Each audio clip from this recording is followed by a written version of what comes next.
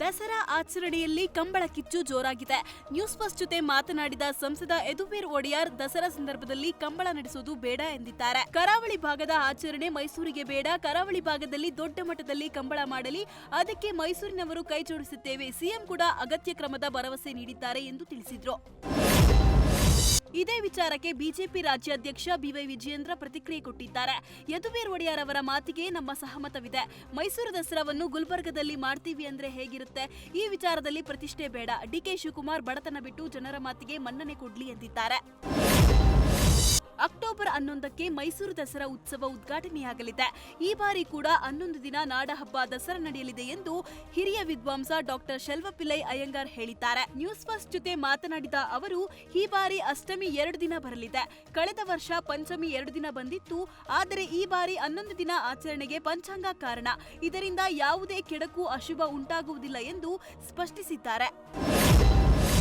ಮಾಜಿ ಸಚಿವ ಜಮೀರ್ಗೆ ಪ್ರಾಸಿಕ್ಯೂಷನ್ ಸಂಕಷ್ಟ ಎದುರಾಗಿದೆ. 2018ರಲ್ಲಿ ಐಎಂಎ ಕಂಪನಿ ವಂಚನೆ ಸಂಬಂಧ ಮಾಜಿ ಸಚಿವ ಜಮೀರ್ ಅಹಮದ್ ಖಾನ್ ಮೇಲೆ ಇಡಿ ದಾಳಿ ನಡೆಸಿತ್ತು. ಇಡಿ ಅಧಿಕಾರಿಗಳು ತನಿಖೆ ಆ ದಿನ ಎಸಿಬಿಗೆ ಸೂಚಿಸಿತು. ಅಕ್ರಮ ಆಸ್ತಿ ಆರಂಭ ವೇಳೆಯೇ ಎಸಿಬಿ ರದ್ದಾಗಿತ್ತು.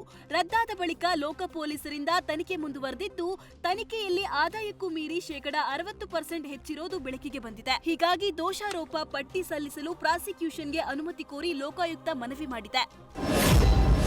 ಕೇಂದ್ರ ಕೈಗಾರಿಕಾ ಸಚಿವ ಕುಮಾರಸ್ವಾಮಿ ಹಾಗೂ ಗ್ರಾಮೀಣಾಭಿವೃದ್ಧಿ ಸಚಿವ ಈಶ್ವರ್ ಖಂಡ್ರೆ ನಡುವೆ ಎಚ್ಎಂಟಿ ಜಾಗದ ಜಟಾಪಟಿ ಜೋರಾಗಿದೆ. ಚರ್ಚೆಗೆ ನಾನು ಸಿದ್ಧ. ಕುಮಾರಸ್ವಾಮಿ ಎಲ್ಲೇ ಚರ್ಚೆಗೆ ಕರೆದರೂ ನಾನು ಬರುತ್ತೇನೆ ಎಂದು ಈಶ್ವರ್ ಖಂಡ್ರೆ ಸವಾಲು ಹಾಕಿದ್ದಾರೆ. ನಾನು ಏನು ಕಡಿದು ಕಟ್ಟೆ ಹಾಕಿದ್ದೇನೆ ಅಂತ ಕೇಳುತ್ತಾರೆ. ನನ್ನ ಕೆಲಸಗಳನ್ನು ನೋಡಿ ಮಾತನಾಡಲಿ ಎಂದು ಎಚ್ಡಿಕೆ ವಿರುದ್ಧ ವಾಗ್ದಾಳಿ ನಡೆಸಿದ್ರು.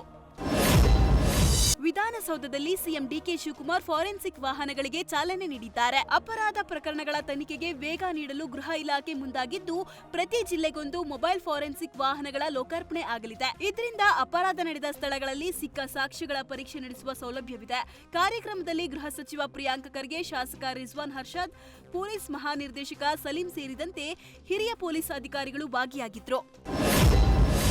ಬೆಂಗಳೂರು ವಿಶ್ವವಿದ್ಯಾಲಯಕ್ಕೆ ಜ್ಞಾನ ಭಾರತಿಯ ನೂತನ ಕುಲಪತಿ ಪ್ರೊಫೆಸರ್ ಸಿ ಶಿವರಾಜು ನೇಮಕಗೊಂಡಿದ್ದಾರೆ. ಪ್ರೊಫೆಸರ್ ಸಿ ಶಿವರಾಜು ವಿಶ್ವವಿದ್ಯಾಲಯದ ಆಡಳಿತ ಕಚೇರಿಯಲ್ಲಿ ಅಧಿಕಾರ ಸ್ವೀಕರಿಸಿದ್ದಾರೆ. ಈ ಹಿಂದೆ ಪ್ರೊಫೆಸರ್ ಸಿ ಶಿವರಾಜು ಬೆಂಗಳೂರು ವಿವಿಯ ಮೌಲ್ಯಮಾಪನ ವಿಭಾಗದ ಕುಲಸಚಿವರಾಗಿ ಸೇವೆಯನ್ನ ಸಲ್ಲಿಸಿದ್ದಾರೆ.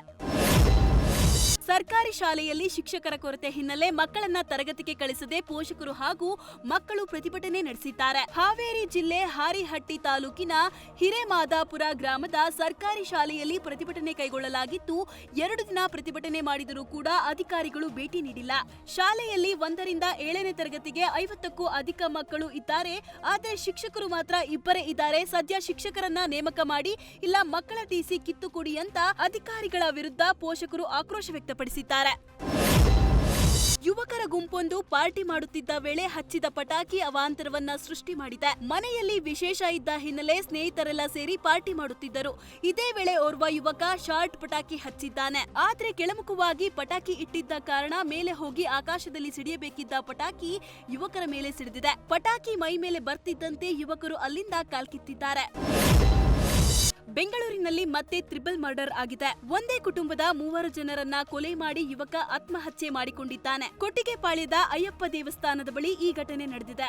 ತಾಯಿ, ಅಜ್ಜಿ ಮತ್ತು ಮಾವನನ್ನು ಮಚ್ಚಿನಿಂದ ಕೊಚ್ಚಿ ಹತ್ಯೆ ಮಾಡಿ ನಂತರ ಪ್ರಶಾಂತ್ ರೂಮ್ನಲ್ಲಿ ನೇಣಿಗೆ ಶರಣಾಗಿದ್ದಾನೆ. ಮೊದಲು ರೂಮ್ನಲ್ಲಿ ಮಾವನ ತಲೆಗೆ ಪ್ರಶಾಂತ್ ಮಚ್ಚು ಬೀಸಿದ್ದಾನೆ. ನಂತರ ತಾಯಿ ಮತ್ತು ಅಜ್ಜಿಯನ್ನು ಬಾಗಿಲಲ್ಲಿ ಕೊಚ್ಚಿ ಹತ್ಯೆ ಮಾಡಿದ್ದಾನೆ. ಮಾನಸಿಕ ಖಿನ್ನತೆಗೆ ಒಳಗಾಗಿದ್ದ ಆರೋಪಿ ಪ್ರಶಾಂತ್ಗೆ ಮಾವ ಆಯುರ್ವೇದದ ಚಿಕಿತ್ಸೆ ಕೊಡಿಸಿದ್ರು. ಆದರೆ ಸರಿಯಾಗಿ ಚಿಕಿತ್ಸೆ ಪಡೆಯದ ಪ್ರಶಾಂತ್ 3ರನ್ನು ಬರ್ಬರವಾಗಿ ಹತ್ಯೆ ಮಾಡಿದ್ದಾನೆ.